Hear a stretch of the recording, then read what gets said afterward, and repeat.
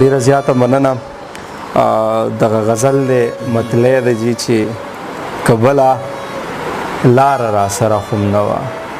کبله لار را سره هم نه وه، زما د مینې اراده هم نه وه، اوې جولۍ مې بیا ورته ونه نیوله. سالار صاحب جولۍ مې بیا ورته ونه نیوله، که مې د ژوند بل اسره هم نه وه، او نظر هم لکه د غل غوندې و، نظر هم لکه د غل غوندې و، په خوله یې نن راته ګیله هم نه وه، او سکڼی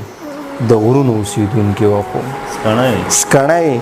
د غرونو اوسېدونکې وه، خو په خوله یې چېرته دنداسه هم نه وه، او لاس یې په داسې وخت کې واغسته چې لاس یې په داسې وخت کې واغسته چې د نصیبونو فیصله هم نه وه، لاس یې په داسې وخت کې واغسته چې د نصیبونو فیصله هم نه وه. افسوس چې دواړه چا هم روغ نه کړلو، افسوس چې دواړه چا هم روغ نه کړلو، خبره دومره پیچیده هم نه وه. افسوس چې دواړه چا هم روغ نه کړلو، خبره دومره پیچیده هم نه وه، او جنازه هم د یاد پیریانو یوړه، جنازه یې هم د یاد پیریانو یوړه، د حسن ګوره جنازه هم نه وه، که بله لاره را سره هم نه وه،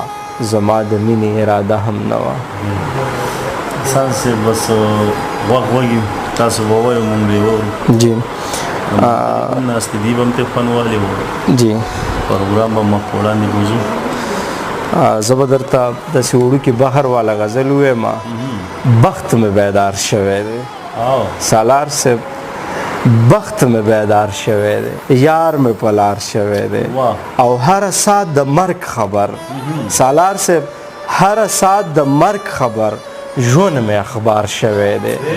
اوې کوم منصور به یاد ساتي، کوم منصور به یاد ساتي، وخت خو موزګار شوی دی، او راشه د بیلتون هوا سوی مې قلار شوی دی، او ستا کوڅې ته بیا راغلم درد مې په کار شوی دی، او ستا کوڅې ته بیا راغلم درد مې په کار شوی دی، او زر کړه که حسن ویني راشه په دار شوی دی. ډېره زیاته مننه. نظم به درته ووایم